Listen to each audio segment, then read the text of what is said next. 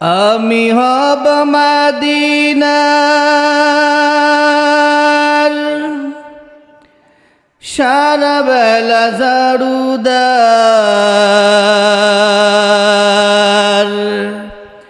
রওজার কিনারে কেটে যাবে দিন আমার। আমি হব মদিনার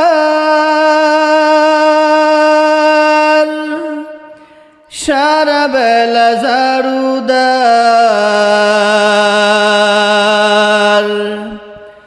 রওজার কিনারে কেটে যাবে দিন আমার। রওজার কিনারে কেটে যাবে দিন আমার। আলহামদুলিল্লাহ। হয়তো আপনাদের ভিতরে এখনো সেই ভয় আছে, যদি আমি মাহফিলের ময়দানে বসি, না জানি কোন সময় জেল হয়, না জানি কোন সময় জরিমানা হয়, না জানি কি হয়ে যায় কোন পাশ থেকে। এই জন্য আসুন, কমপক্ষে বাহিরের মানুষের পরের কথা, এই সাদ্দাম পাড়া এই মানুষগুলো যদি আজকের এই ময়দানে বসে, আমি মনে করি এই ময়দানটা কভার হবে না। এই ময়দানটা পরিপূর্ণ হয়ে, এই ময়দানটা মতো আরো কয়েকটা ময়দান লাগবে যদি সাদ্দাম পাড়া এই মানুষগুলো এখানে আসে। কথা বলেন ঠিক কিনা? এজন্য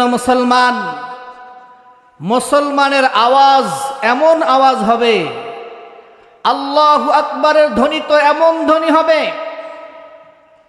যেই ধ্বনি মুসলমানদের আওয়াজেই শাহজালাল রহমাতুল্লাহি আলাইহি যখন তিনি আওয়াজ দিয়েছিলেন, বেঈমান কাফেরদের মসনদ ভেঙে চুরমার হয়ে গিয়েছিল। কথা বলেন ঠিক কিনা? এভাবেই হক্কানি উলামায়ে কিরাম যখন তারা তাদের জবান মুবারক দিয়ে আল্লাহু আকবারের ধ্বনি যখন বের করেছিল, আমাদের এই বাংলাদেশ দেশ থেকে নাস্তিকের দলেরা, নাস্তিকের দল এবং তাদের চালাফেরারা, তাদের মসনদগুলো ভেঙে চুরমার হয়ে গিয়েছিল। কথা বলেন ঠিক কিনা? আমাদের ছাত্র জনতা তারাও যখন তারা আল্লাহু আকবারের ধ্বনি দিয়ে মাঠে নেমেছিল, আল্লাহ পাক রব্বুল আলামিন এই বাংলাদেশ থেকে চিরতরে নাস্তিক মুক্ত করে দিয়েছিলেন। কথা বলেন ঠিক কিনা? জালেম মুক্ত আল্লাহ তাআলা করে দিয়েছেন। এজন্য আমাদের এই ময়দান, এটা হলো কোরআনের ময়দান। এই ময়দানে যদি আমরা আসতে পারি, তাহলে জালেমদের কি বিচার হবে এই জিনিসটা আমাদের জানা যাবে। আল্লাহ পাক রব্বুল আলামিন আমাদের সকলকে আল্লাহর কোরআন, নবীর সুন্নাতের এই মাহফিলে মজলিসে আসার বসার মতন তৌফিক দান করেন। সবাই বলে আমিন। আল্লাহ। তাই জন্য মুসলমান, গোলামি করতে হবে কার? বলেন, আওয়াজ দিয়ে বলতে হবে, গোলামি হবে কার? গোলামি হবে একমাত্র আল্লাহর। কোন নেতার গোলামি করা যাবে? দলের গোলামি করা যাবে? কোন ভণ্ড পীর বা কোনো খাজা বাবার গোলামি করা যাবে? যাবে না। গোলামি করতে হবে একমাত্র আল্লাহর। আল্লাহ তাআলা গোলামদের পরিচয় সূরাতুল ফুরকানের মধ্যে আল্লাহ তাআলা দিয়েছেন যে রহমানের গোলাম কারা হবে, রহমানের আল্লাহর গোলাম কারা হবে, সেই গোলামদের সিফাত কি, সেই গোলামদের বৈশিষ্ট্য কি, এগুলো আল্লাহ তাআলা সূরাতুল ফুরকানের মধ্যে আল্লাহ তাআলা উল্লেখ করেছেন।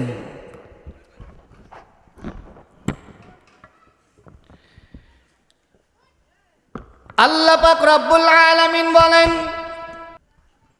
ওয়া ইবাদুর রহমান আল্লাযীনা ইয়ামশুনা আলাল আরদি হাওনা। আল্লাহ তাআলা নিজের গোলাম যারা, গোলামদের কিছু সিফাত, কিছু গুণ আল্লাহ তাআলা উল্লেখ করেছেন, যে গোলামি যারা করবে সেই গোলামদের সিফাত কেমন হবে। মুসলমান ইমানদার আল্লাহর গোলাম, দুনিয়ার কোন মানুষ আরেকজন মানুষের যখন গোলাম হয়, আরেকজন মানুষের যখন গোলামি করে, দাসত্ব করে, তখন ওই মানুষটা ওই মালিকের কথা মোতাবেক চলার চেষ্টা করে। যখন ওই মানুষটা তার মালিকের কথা মোতাবেক চলবে, মালিক তার উপরে সন্তুষ্ট হবে। আর যদি মালিকের কথা মোতাবেক না চলে, তাহলে মালিক অসন্তুষ্ট হবে। অতএব আল্লাহ পাক রব্বুল আলামিন সেই কথাই বলেন, যারা দুনিয়াতে আল্লাহর গোলামি করবে, আল্লাহ ওদের প্রতি সন্তুষ্ট হয়ে যাবেন। কথা বলেন ঠিক কিনা? এই জন্য আল্লাহ পাক রব্বুল আলামিন বলেন, রহমানের গোলাম কারা? আল্লাযীনা ইয়ামশুনা আলাল আরদি হাওনা। রহমানের গোলাম তারা, এক নাম্বার বৈশিষ্ট্য যাদের মধ্যে থাকবে, রহমানের গোলামদের এক নাম্বার বৈশিষ্ট্য গুণ হলো, এরা জমিনে চলবে, জমিনে সংসার করবে, সব করবে, কিন্তু এদের অন্তরের মধ্যে কোনো অহংকার তাকাব্বুরি থাকবে না। এ মুসলমান ইমানদার আল্লাহর গোলাম, গোলামি করেছেন আম্বিয়া কিরাম, গোলামি করেছেন সাহাবায়ে কিরাম, গোলামি করেছেন, গোলামি করেছেন আল্লাহর ওলিরা, গোলামি করেছেন আল্লাহ তাআলার খাস বান্দা বান্দিরা, গোলামি করে দেখায় গেছেন। আল্লাহর গোলামি করতে গিয়ে নিজের জীবন পর্যন্ত চলে গেছেন। শুধু নিজের জীবন নয়, বরং আল্লাহর গোলামি করতে গিয়ে নিজের সন্তানদের জীবন পর্যন্ত বিলীন করে দিয়েছেন। এরপরেও আল্লাহর গোলামি তারা কখনো ছাড়েন নাই। তাদের সামনে আল্লাহ ছিল, আল্লাহর রসুল ছিল, এটাই ছিল তাদের সবচাইতে বড় জিনিস। আর দুনিয়ার সব কিছু তারা নিচু মনে করত, ছোট মনে করত। কথা বলেন ঠিক কিনা? পয়গম্বর আলাইহিস সালাতু ওয়াস সালাম মালিকের গোলামি কেমন ভাবে করেছেন? এমন ভাবে গোলামি করেছেন, আল্লাহর রাসূল সাল্লাল্লাহু আলাইহি ওয়াসাল্লাম যেই পয়গম্বরের জিন্দেগীর আগের এবং পিছনের সব গুনাহগুলোকে আল্লাহ তাআলা মাফ করে দিয়েছিলেন, সেই পয়গম্বর আলাইহিস সালাতু ওয়াস সালাম নামাজের মধ্যে এত সময় ব্যবহার করতেন, এত সময় ব্যয় করতেন, এত লম্বা লম্বা নামাজ পড়তেন, যেই লম্বা লম্বা নামাজ পড়ার কারণে নবীর পা মুবারক ফুলে যাইতো। কথা বলেন ঠিক কিনা? আর আজকালকে আমরা, আমাদের অবস্থাটা কেমন হয়? ইমাম সাহেব যদি নামাজের মধ্যে সূরা লম্বা করে, ওই ইমাম সাহেবের বিরুদ্ধে কত কথা। আলেমরা যদি নামাজের মধ্যে সময়টা বেশি লাগায়, ইমামের বিপক্ষে যায়, কিছু মুসল্লি আছে কিনা বলেন, আলেমের বিপক্ষে যায়, আলেমদের সমালোচনা করে, ইমামদের সমালোচনা করে।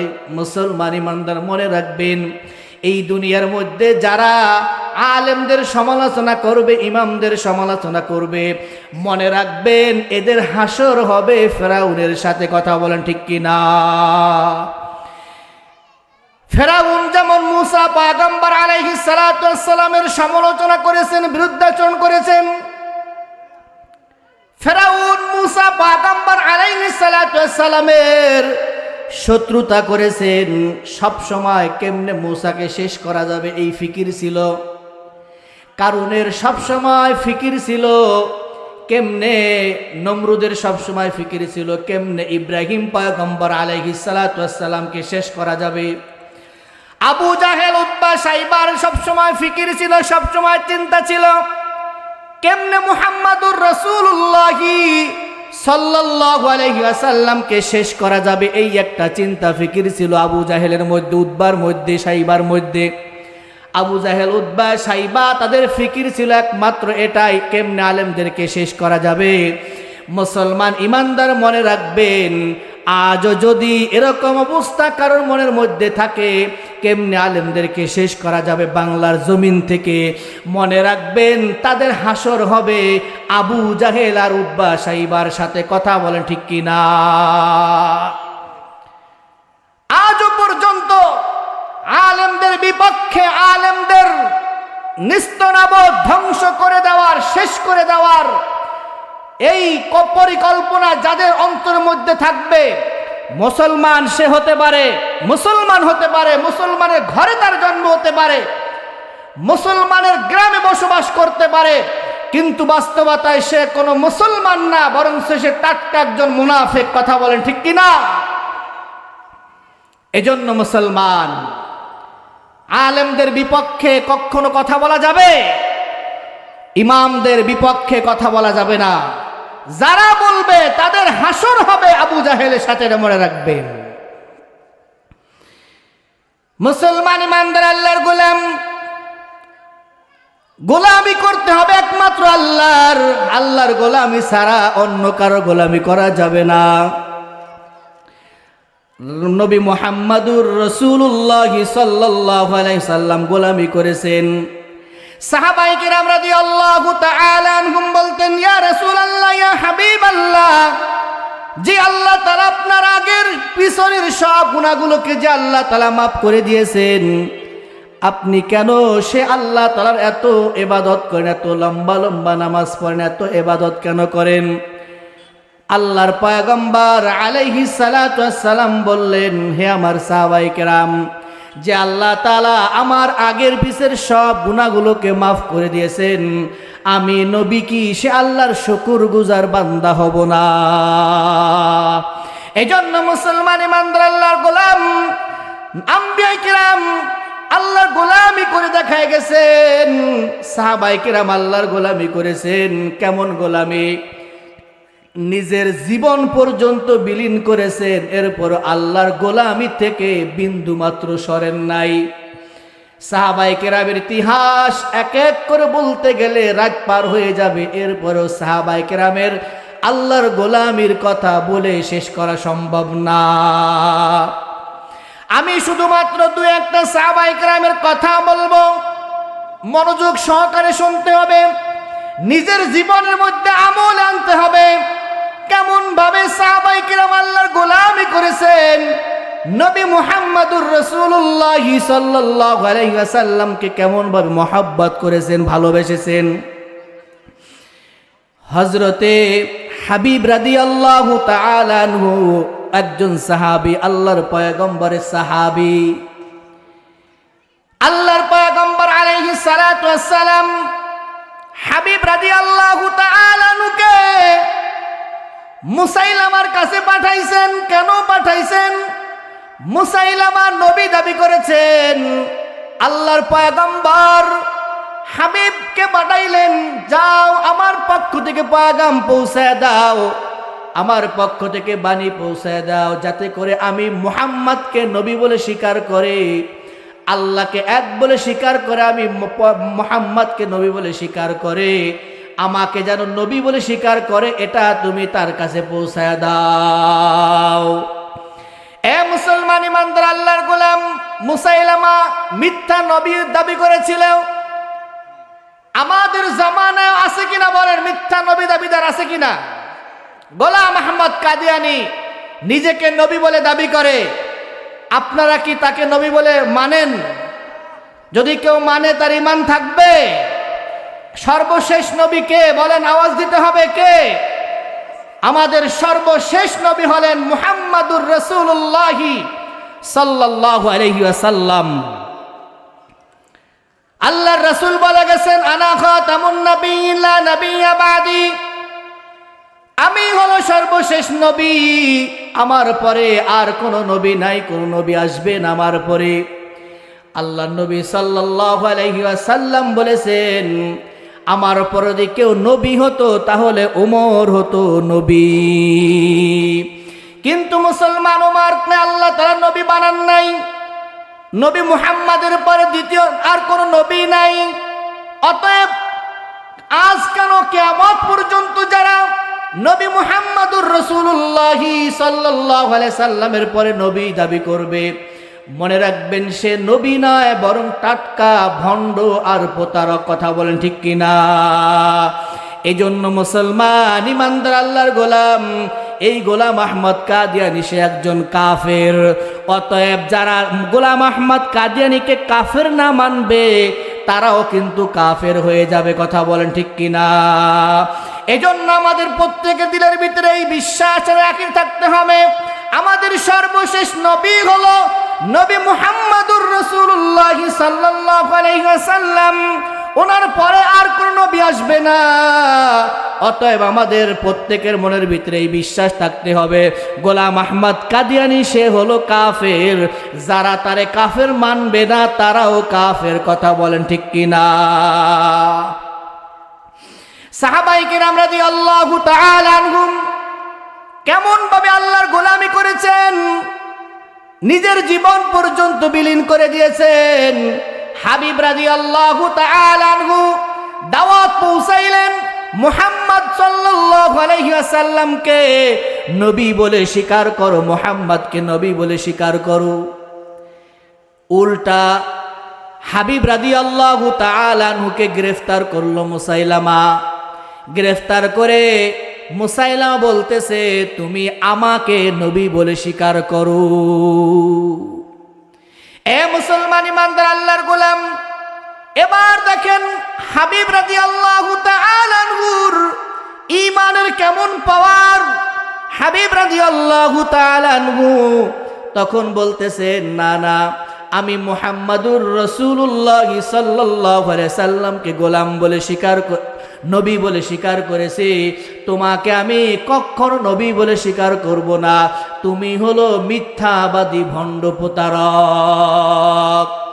এ মুসলমান ইমানদার আল্লাহর গোলাম, হাবিব রাদিয়াল্লাহু তাআলা আনহু যখন এই কথা বললেন, সঙ্গে সঙ্গে হাবিব রাদিয়াল্লাহু তাআলা আনহুর একটা কোপ দিয়া ডাইন হাতটা কেটে ফেলেছেন।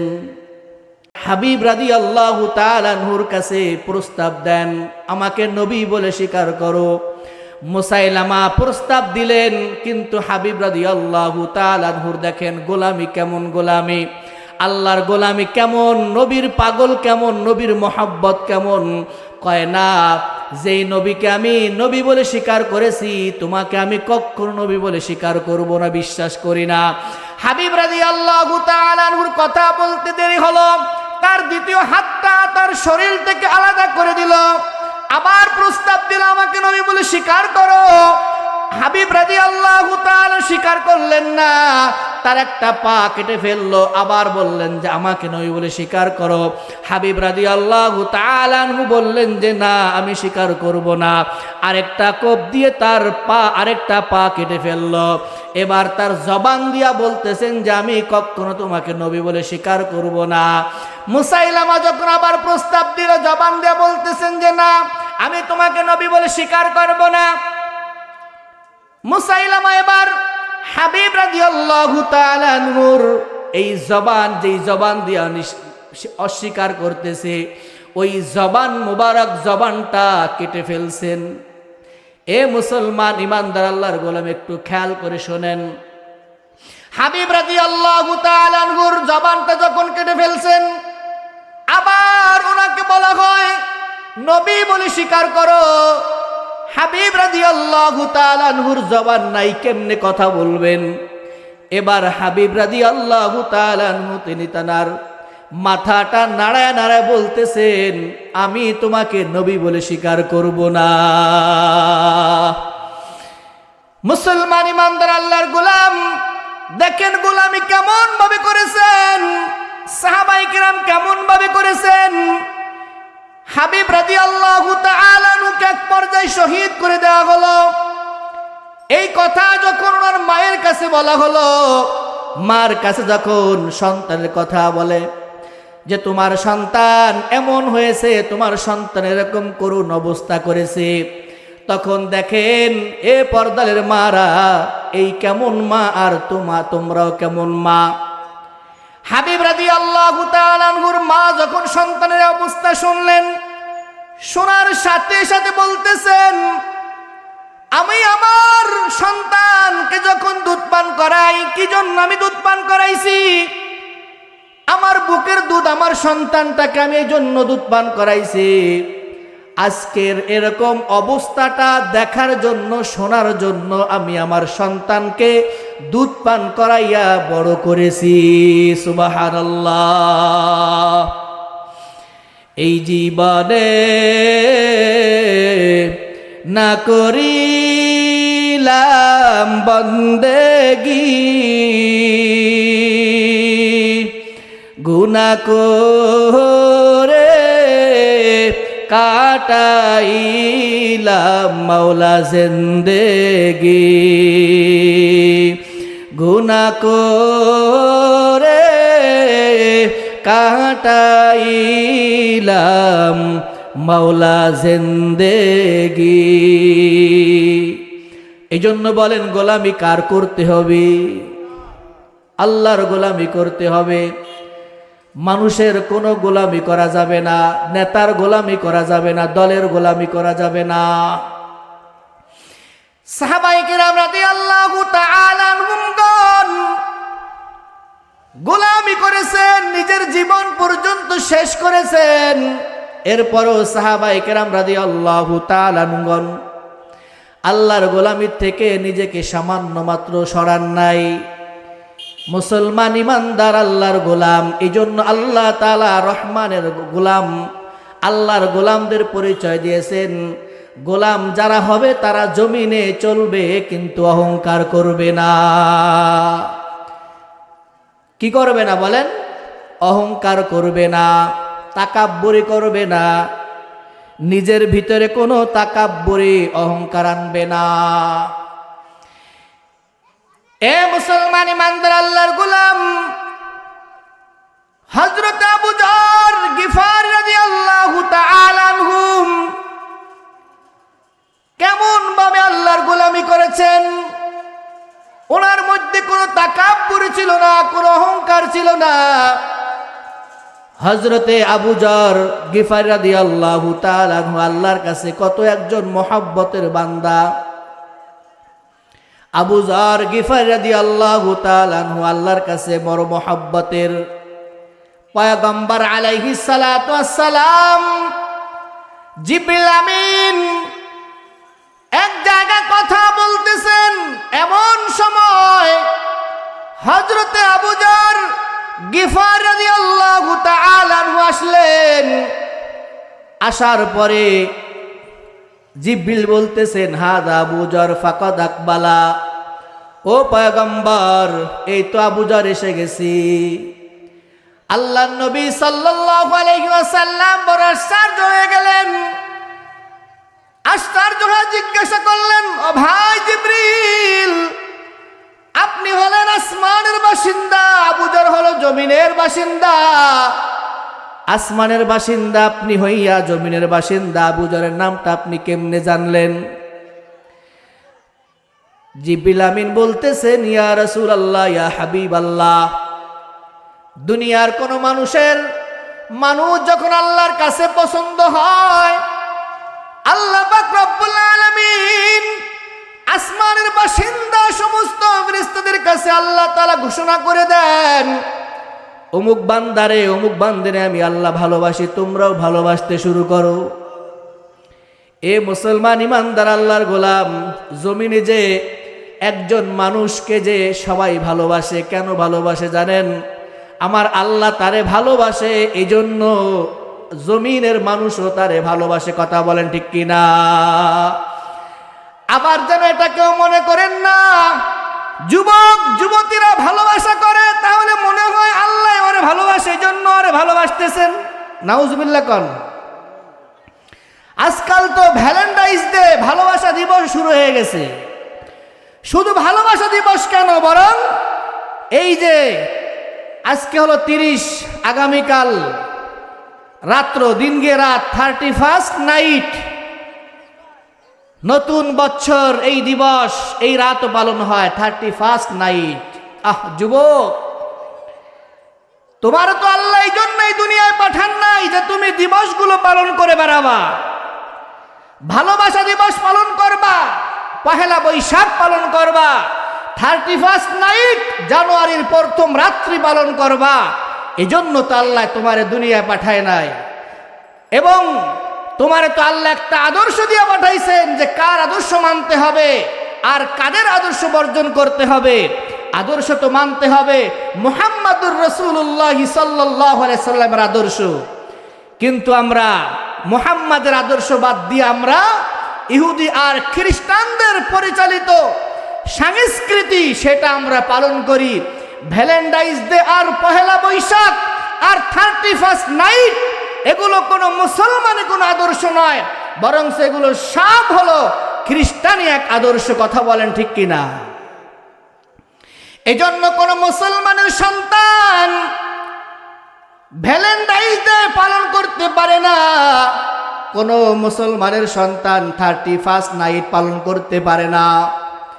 এ যুবক ভাইরা, মনোযোগ দিয়া যুবক ভাইরা একটু শোনো, কারণ তুমি আজকে যেই আদর্শটা, যেই সংস্কৃতি পালন করো, যেই অবস্থাটা তুমি পালন করো, এই 31 নাইট খ্রিস্টানি এক আদর্শ, খ্রিস্টানি এক সংস্কৃতি, এটা সম্পূর্ণ গুনাহের কাজ, হারাম কাজ, কবিরা গুনাহ।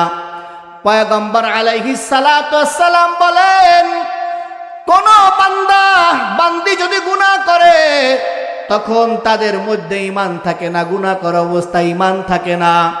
যখন গুনাহ করে তখন ঈমানটা তার থেকে উপরে থাকে। এ মুসলমান ঈমানদার আল্লাহর গোলাম, পর্দার মা, এ যুবক ভাইরা, তুমি আজকে গুনাহ করলে 31 নাইট গুনাহ করবা। এই রাত্রে যদি তোমার ঈমান তোমার মরণটা আসে, তোমার মধ্যে কিন্তু এই অবস্থায় ঈমান থাকে না। কত বড় বড় বক্স বাজায়া বাজায় 31 নাইট পালন করে, কত বড় বড় বক্স বাজায়া এরপরে ভ্যালেন্টাইন্স ডে ভালোবাসা দিবস পালন করে, পহেলা বৈশাখ পালন করে। আল্লাহ না করুক যুবক, অবস্থায় যদি তোমার মৌত হয় তাহলে কিন্তু ঈমান হারা হইয়া তুমি দুনিয়ার থেকে বিদায় নিবা।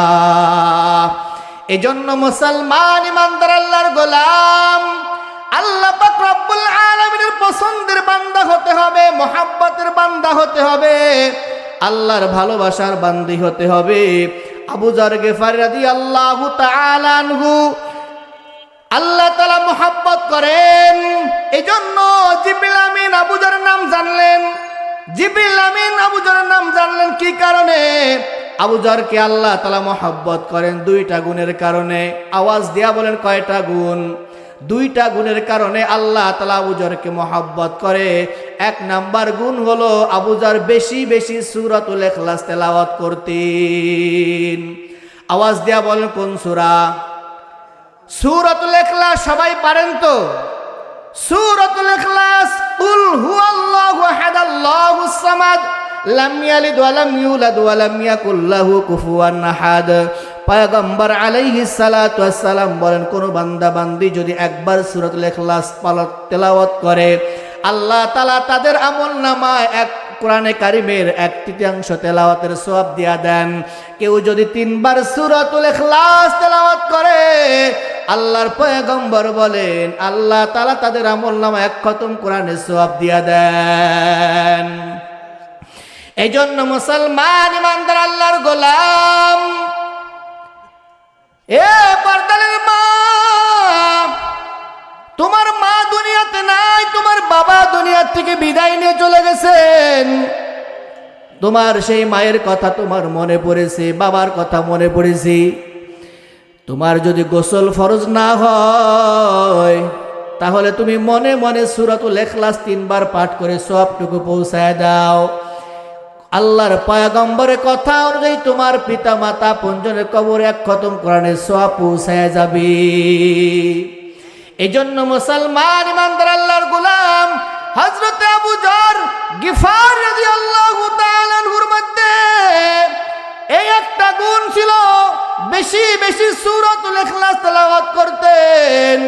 2 নাম্বার গুণ ছিল, আবু যর জমিনে চলতো, সাংসারিক কাজ করতো, সব করতো, কিন্তু দিলের মধ্যে কোনো অহংকার নাই, কোনো তাকাব্বুরি করতেন না, সম্পদ নিয়ে অহংকার করতেন না, কোনো কিছু নিয়ে অহংকার করতেন না, ক্ষমতা নিয়ে অহংকার করতেন না, আর আজকাল তো আমরা ক্ষমতা একটু পাইলে অহংকার তাকাব্বুরি আর কত কিছু, সম্পদ থাকলে আমরা অহংকার তাকাব্বুরি সেই সম্পদের ঠেলায়, অহংকার ঠেলায় আমার উপরে আর কেউ নাই, আমি আর কারো গুনি না। কথা বলেন ঠিক কিনা?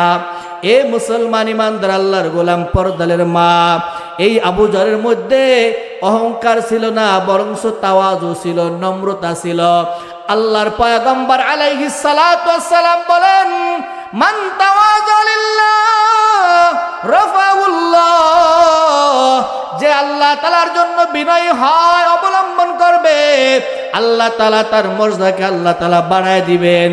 এজন্য ভাই সম্পদ নিয়ে অহংকার করা যাবে না, এজন্য ভাই এলেম নিয়ে অহংকার করা যাবে না, আরে ক্ষমতা নিয়ে অহংকার করা যাবে না, সন্তান নিয়ে অহংকার করা যাবে না, কোনো কিছু নিয়ে অহংকার করা যাবে না। যারা অহংকার করবে, ফেরাউন যেমন অহংকার ক্ষমতা নিয়ে অহংকার করেছিল, ধ্বংস হয়ে গেছে, কারুন ধ্বংস হয়ে গেছে, সম্পদ নিয়ে অহংকার করেছিল, এভাবে নমরুদ ধ্বংস হয়ে গেছে, অহংকার করেছিল, আবু জাহেল উতবা সাইবা ধ্বংস হয়ে গেছে। এ মুসলমান ইমানদার মনে রাখবা, আজও বর্তমান দুনিয়াতে যারা ক্ষমতা নিয়ে অহংকার করেছিল তারাও ধ্বংস হয়ে গেছে। এ মুসলমান ইমানদার আল্লাহর গোলাম মনে রাখবেন, কিয়ামত পর্যন্ত যারা ক্ষমতা নিয়ে অহংকার করবে, সম্পদ নিয়ে অহংকার করবে, যে যা কিছু নিয়ে অহংকার করবে, আল্লাহ কারোর এই দুনিয়ায় টিকায়া রাখবেন না। কথা বলেন ঠিক কিনা? এই জন্য মুসলমান ইমানদার আল্লাহর গোলাম, এ পর্দালের মা, গোলামি আল্লাহ তাআলা করবা, কেমন গোলামি জানো? কেমন গোলামি দেখো, নবী মুহাম্মদুর রাসূলুল্লাহ সাল্লাল্লাহু আলাইহি সাল্লামকে কেমন মহব্বত করেছেন আল্লাহর বান্দিরাও। এ মুসলমান ইমানদার আল্লাহর গোলাম, হযরতে সাদ রাদিয়াল্লাহু তাআলা আনহু একজন নবীর একজন আশিক, নবীর একজন আশিক সাহাবী, কত বড় একজন সাহাবী হযরত সাদ রাদিয়াল্লাহু তাআলা আনহু। সাদ রাদিয়াল্লাহু তাআলা আনহুর সম্পদ নাই, কি নাই বলেন, কি নাই? সম্পদ নাই, চেহারাও সুন্দর না, বিবাহ করবেন সামর্থ্য নাই। হযরতে সাদ রাদিয়াল্লাহু তাআলা আনহু এমন একজন সাহাবী, চেহারার সৌন্দর্যতাও নাই, সম্পদ দিক দিয়ে তিনি হলেন গরিব। এমন মানুষ আছে কিনা বলেন আমাদের সমাজে? এমন অনেক যুবক ভাই আছে, গরিব মানুষ, আবার চেহারাও সুন্দর না, দেখা যায় তাকে বিবাহ, হয়তো তা সুন্দর মেয়েরা তাকে বিবাহ করবে না, ধনীর মেয়েরা তাকে বিবাহ করবে না, এমন যুবক ভাই কিন্তু আছে। আল্লাহর পয়গম্বর আলাইহিস সালাতু ওয়াস সালামের সাহাবী হযরতে সাদ বিবাহ করবেন, নবীর কাছে গেলেন, ও পয়গম্বর, বিবাহ করব কিন্তু আমার সম্পদ নাই, কিভাবে করব বিবাহ? আল্লাহ নবী সাল্লাল্লাহু আলাইহি ওয়াসাল্লাম বললেন, যাও। আল্লাহ নবী একজন সাহাবীর কথা বলে দিলেন, ওমর ইবনে ওয়াহাব সাকাফি রাদিয়াল্লাহু তাআলা আনহুর কাছে যাও, আমার কথা গিয়া বলবা, তার একটা মেয়ে আছে, সুন্দরী একটা মেয়ে আছে, যাও তার কাছে, যাও প্রস্তাব দাও। হযরতে সাদ রাদিয়াল্লাহু তাআলা আনহু ওমর ইবনে সাকাফি রাদিয়াল্লাহু তাআলা আনহুর বাড়ি গেলেন, যাওয়ার পরে প্রস্তাব দিলেন, নবী মুহাম্মদুর রাসূলুল্লাহ সাল্লাল্লাহু আলাইহি সাল্লামের পক্ষ থেকে আসছি, আল্লাহর নবী আপনার কাছে পাঠাইছেন আমার বিবাহের ব্যবস্থা করার জন্য, আপনার মেয়ের সাথে এই প্রস্তাব নিয়ে পাঠাইছেন।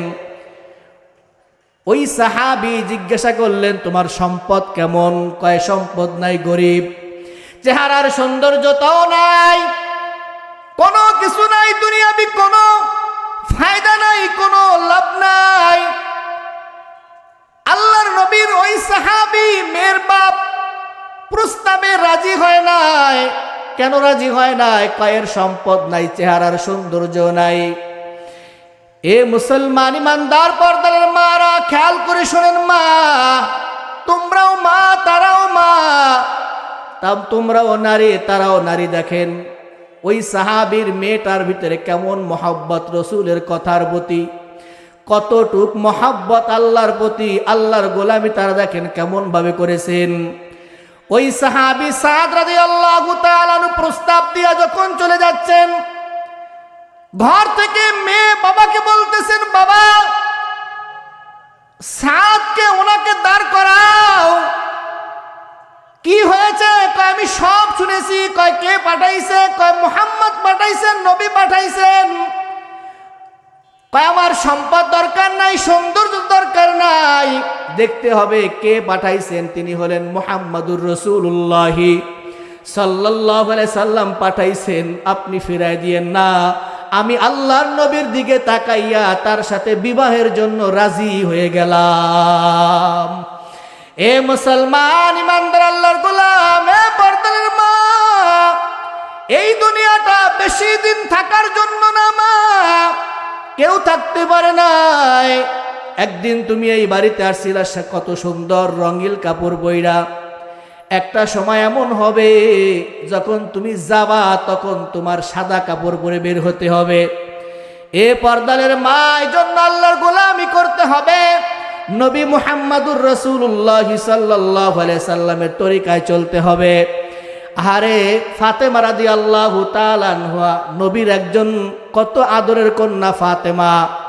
ওই ফাতেমাকেও আল্লাহর নবী সাল্লাল্লাহু আলাইহি সাল্লাম বলতেছেন, ইয়া ফাতেমা তু আনকিদি নাফসাকি মিনান নার, ইয়া ফাতেমা তু আনকিদি নাফসাকি মিনান নার। হে ফাতেমা, তুমি নিজে নিজেকে জাহান্নামের আগুন থেকে বাঁচাও। ফাতেমা, কিয়ামতের ময়দানে আমি নবীর কথা বলবা, কোনো লাভ হবে না। এই জন্য তুমি নিজে নিজেকে জাহান্নামের আগুন থেকে বাঁচাও, অর্থাৎ তুমি নামাজ পড়ো, আল্লাহর গোলামি করো, তুমি আল্লাহর হুকুমের মধ্যে থাকো, পর্দার মধ্যে থাকো, গুনাহ করবা না। এই জন্য আমি আমার পর্দার মাদেরকে উদ্দেশ্য করে বলি, মা গুনাহ করো না, গোলামি করো, আল্লাহর গোলামি করো। রাসূল বলেন যে মা 5 ওয়াক্ত নামাজ পড়বে, রমজান মাসে রোজা রাখবে, স্বামীর খেদমত করবে, পর্দার মধ্যে থাকবে, আল্লাহ নবী বলেন ওই মা, ওই নারী জান্নাতের যে কোনো দরজা দিয়া প্রবেশ করতে পারবে।